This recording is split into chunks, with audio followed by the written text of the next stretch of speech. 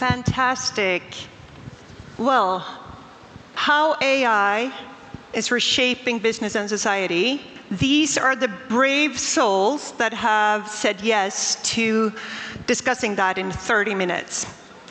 We have Mike, we have Victor, Anton, and Massimo, and I'm Anna, and this is my first time in Moldova.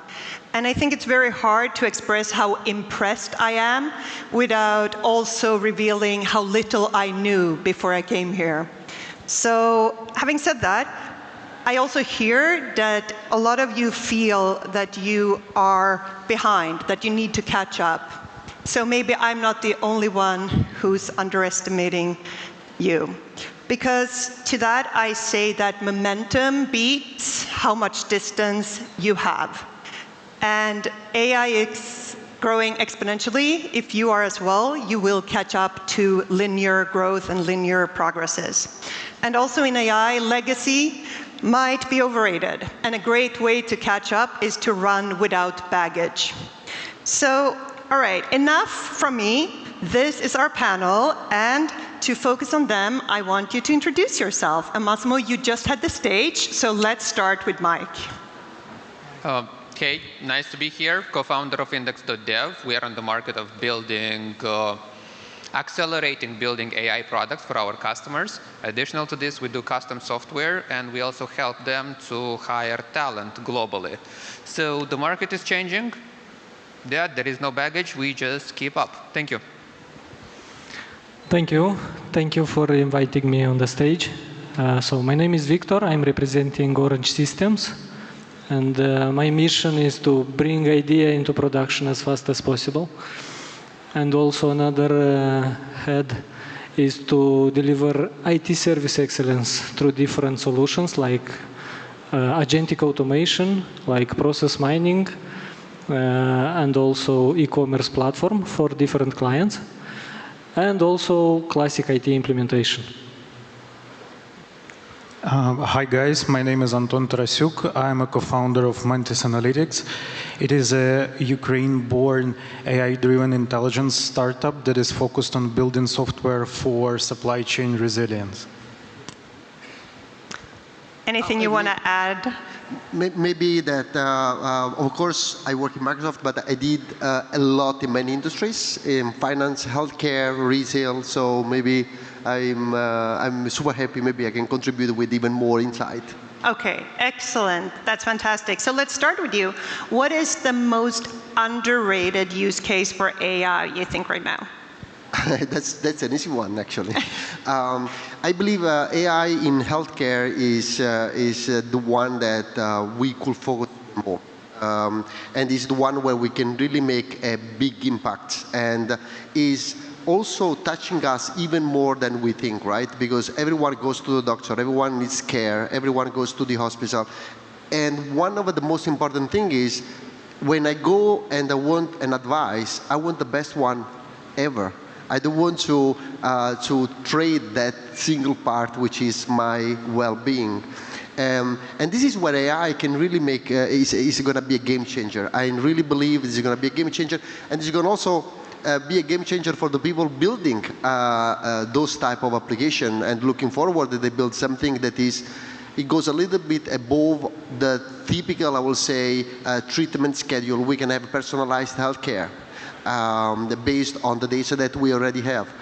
We can have a better prediction on what we could have, better diagnosis. I mean, the space is so huge. And also, another interesting aspect is the remote assistance that we can give nowadays, right?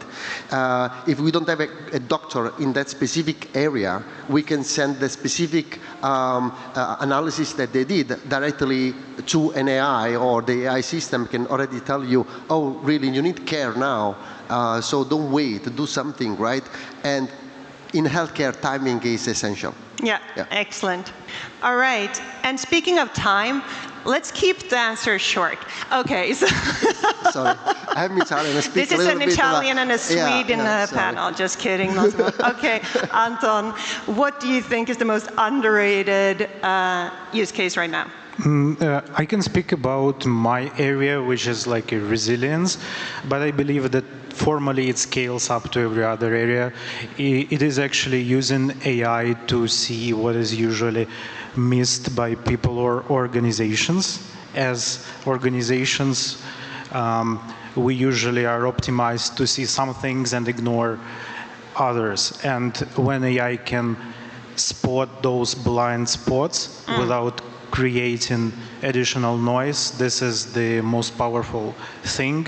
I believe the full potential of it is not really appreciated as of now. Very cool. Victor? From my perspective, the most underrated use case is the use case that deals with the visibility of the entire process. From process mining perspective, that gives you the ability to get full visibility of a end-to-end flow from all transactions through process mining. This is still getting traction now in the big enterprise. Cool. And Mike? On my side, it's either speed or security, two things that are very underrated. We are going to have huge progress in AI in these two fields. Speed being the consequence of using AI, but also security. There is going to be huge advancements in security in our day-to-day life because of this. Yeah, very cool. I won't force you to talk about the overrated use cases, but my inbox tells me it might be cold outreach sales. Can I ask you, Anton, when it comes to building products that help organization spot these blind spots and being more resilient, how do you think about resilience or robustness in AI or use cases for AI in general? This is actually good and too huge of a question, but I will kind of like mark a couple of points. First of all, I think that we should stop treating AI as just something that provides another visibility layer. Because if we look into how customers think, especially with respect to resilience and security matters, they already have too much data to analyze meaningfully. So if we give them another dashboard, even AI-driven, even AI-powered, AI-generated for that matter, it just creates more noise and doesn't resolve the pain. So the first question should be how to translate those signals that can hint to exposure, risk, threats, disruptions into operational realities of a client. Like imagine, just a quick example, imagine you're running a Canadian company, you wake up and you see that there is US-Canada tariff escalation on the news. You already have a visibility, right? You don't need another dashboard to say it to you. What you need is answers to specific questions like which of my US-based assets are exposed, which suppliers will be hit, and how will it affect cost. So basically, I think this is where AI helps you in its fullest. Excellent. I kind of hear the same thing as you said, Massimo, with regards to personalization or customization and how AI enables that without necessarily driving the cost up. So Victor, you have worked a lot with very sensitive data streams, so fraud, risk, so forth in big organizations. What's your principles or what you're thinking around working with sensitive data and AI? Yeah, I'm looking at the time and I'll be short. So 3 main principles. First is the value. So look into the problem if it really solves an issue of the client or a business problem. Calculate the return on investment. If it's worth it, then implement it. Then second is the data. So AI without data has no power, and then make sure that you know where the data is located, what data needs to be used, make sure it is clean and don't produce any noise, so to avoid hallucinations. And then privacy, this is not less important. So avoid exposing any data and keep it in-house as much as possible. So these are the main principles to follow if the deal comes to implement something with AI inside. But on top, what I would like to add is that we embraced AI in our daily activities through one of our tools, which in fact is deployed internally inside our organization and has all the AI models isolated. This gives us the opportunity to do agentic automation and use these tools in an isolated environment. Very cool. Any add-ons with regards to data, security, sensitivity? Otherwise, Mike, when it comes to your industry, so you're in consultancy, very knowledge-focused, how has the AI kind of introduction into your core business changed, and where do you see tech consultancy or consultancy going from here? Thank you. This is a very head-on question, and the whole industry is not going to be the same again.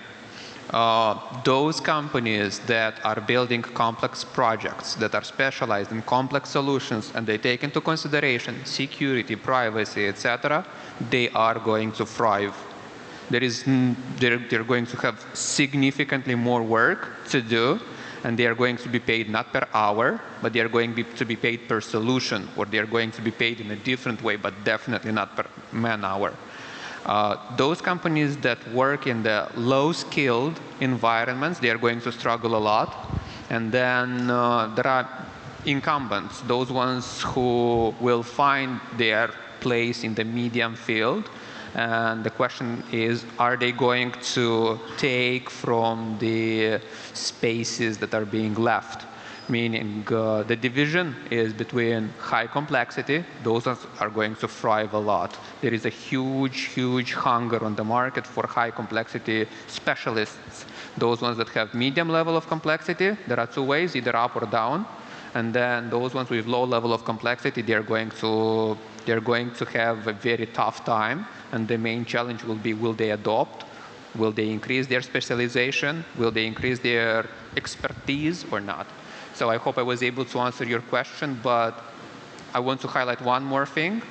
In the current age, the speed that we are able to operate on in terms of providing our customers with our level of service has increased 3-4 times, and it also offers us the possibility to increase our margins, or it offers us the possibility to be more competitive when it comes to price.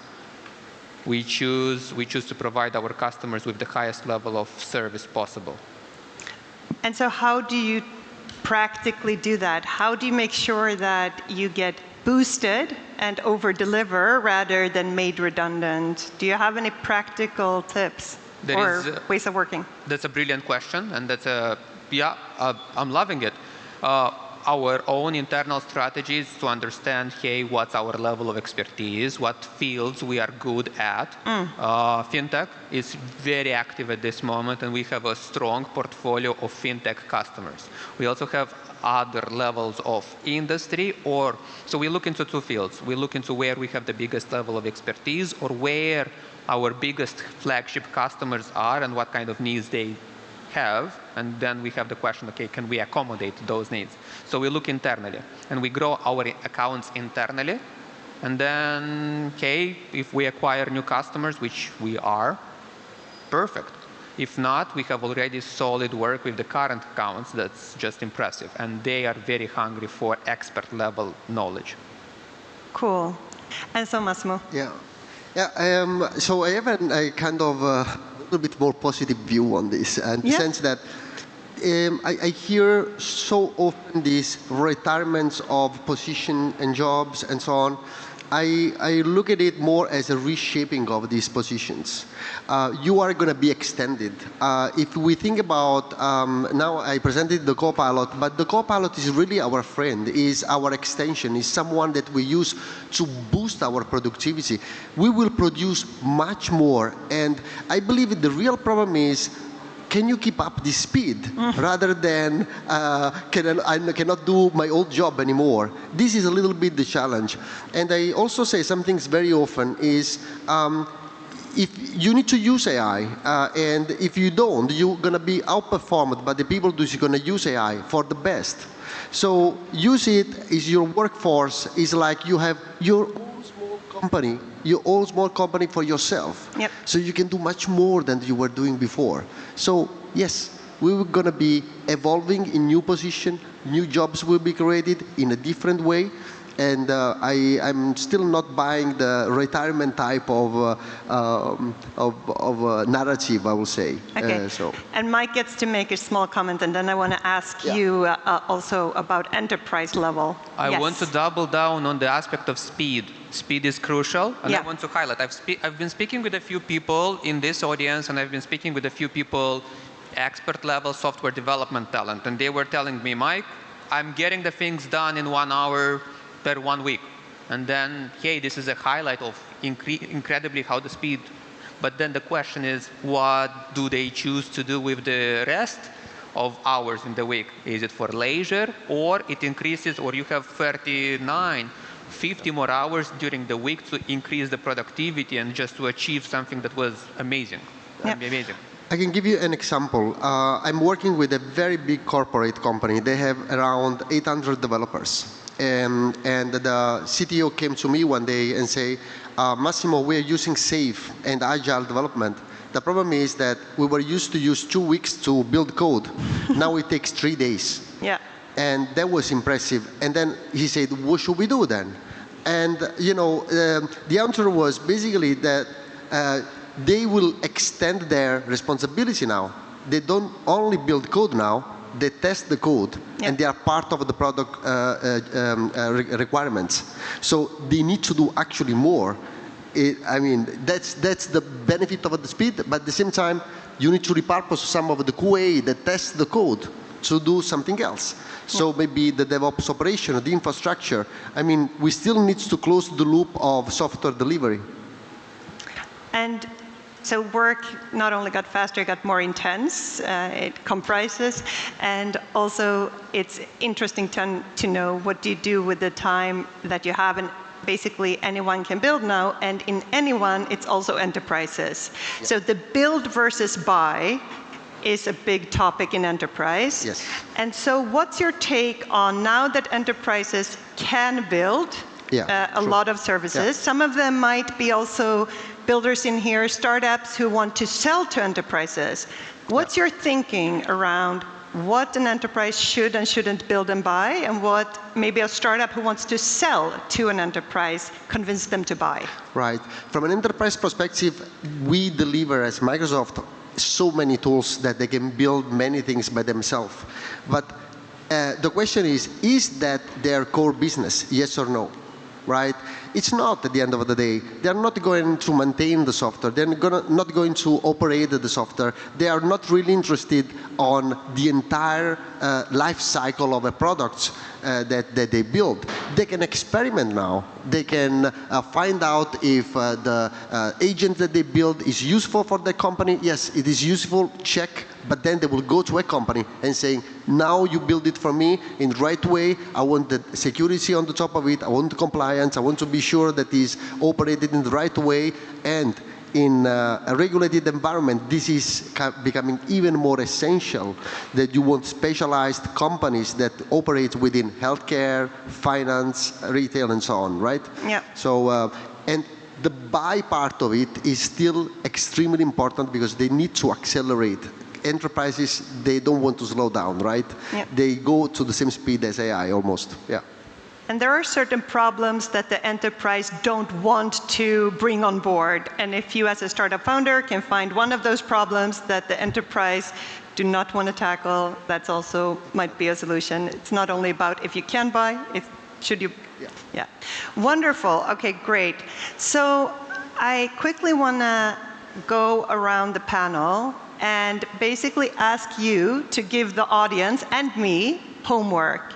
So if there is one thing that you want to kind of give the audience as a to-do after leaving this conference, what would it be? I'll start with you, Anton. I will give. I actually have two to give. One would be counterintuitive.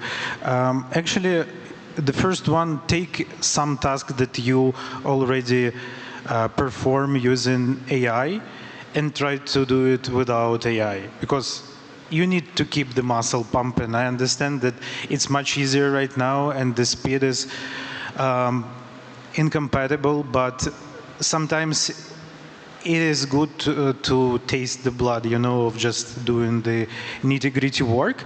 And another thing, find some spot where you don't utilize AI right now and just force yourself to utilize it, because this is actually about the speed of adoption. Sometimes there are great tools that are already there, not enterprise level, like consumer level tools, and we are just not aware of them and not use them because we closed our need some time ago with an old-fashioned legacy stuff. That's excellent. Victor? It's one takeaway or maybe a challenge for those who are looking to build a startup. So try to build a small AI model that is capable to run on a small machine without NVIDIA chipset. On my side. Have a try. Sorry, can I? Awesome, awesome. We are on time, so on my side. Ben hasn't waved his arms at me anymore, so Okay, I'm going to good. go over. It's not very Swedish of me, but I'm going to run over. Cool, you're localizing. This is good. On my side, homework is connect with me on LinkedIn. That's the thing, and ping me about, hey, what got you excited from the event today, from the conversation we've had, and yeah, maybe there are some synergies. We are on the market of acquiring companies. We are on the market of hiring people. We are on the market of assigning people for so many interesting projects globally. So if there is a homework, yeah, let's have that conversation via LinkedIn. Otherwise, in all seriousness, the journey that used to take years and multiple people to be achieved, it took a team of 5 people, 10 people to build a startup. It took them months now. 1, 2 founders can build something on a part-time basis that significantly has a lot more impact. So I'd love to talk about that. Massimo? My take, the homework that I would suggest them to do is challenge yourself on what you believe you want to sell, and according to what you have heard today, and be really mad at your idea as much as possible. Challenge the idea as much as possible. Check out everything you've learned. Try it out. Ask AI to challenge you as well. And do some rethinking on whatever you have built. Having a startup is not a fixed target. It's a moving target. So you always need to tweak on market, investors, your feelings, and your team, right? Yeah. And if I may add, I think if you haven't yet, leave the chat and move into terminal. Try and do something there. If the terminal scares you, I'm a product manager by trade. I haven't coded before. The black mode of the terminal scared me. Switch it to light mode, and it's just a text editor. So I think we are at time.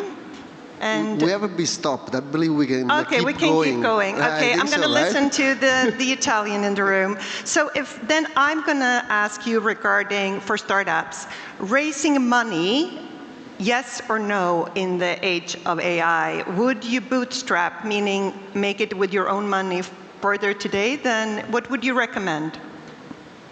Oh, we have 3 more minutes. Look at that. It's like bonus. It's like getting extra credits on an AI service. Okay.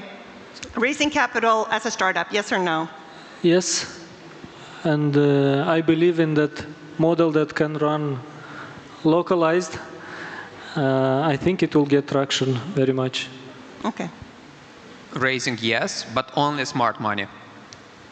Smart money. Yes, a startup is not only about product, try to sell it or sell an idea of it at least. Excellent. And yes, also for me, use Microsoft, guys. Please, so Massimo can come next year. Exactly. Okay.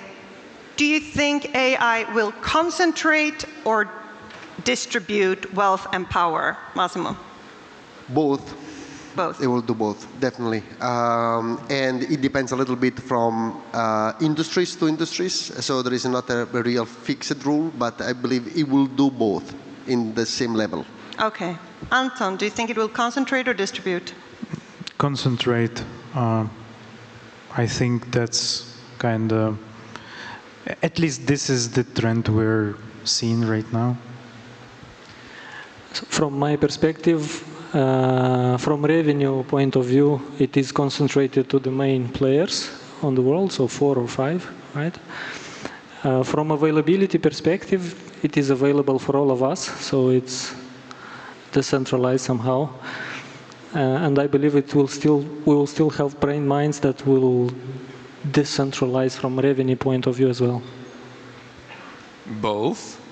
Soon we will have the first trillionaire in the world, and this is thanks to the AI involvement and capital flow, but also the quality of life of people worldwide will significantly increase. I'm talking about medical, I'm talking about food, agriculture, everything. So both. So new question, and we'll start with you. Which AI case or startup would you bet your own money on now? Which use case would you bet your own money on? If I want to maximize my output out of it, I would invest in security, digital tech security. This is the one in which I believe is the highest level of return on investment. My bet would be on it, long term. Victor? Same, so security is now in trend, and for that reason we are delivering security services for our clients. If you want, you can pass by our stage to see how and what we can secure. Anton? I would agree with the security team with one minor correction or addition. I think national security will be more and more of a big issue. And actually, this is a good thing. This is not like another consumer app. Yeah, I want to copy their answer, but I want also to add maybe healthcare is always a place where I will invest money. Yeah. Excellent. So we heard about customization, we heard about security. I know you all also value trust and building robust, and I can't wait to see what happens in this room or from this room in the future. And I think that you guys have the coolest domain in the age of AI. You basically have the core file format for the age of AI, .md. So I think you're set for the future. Thank you so much. Thank you to the panel. Thank you. Thank you.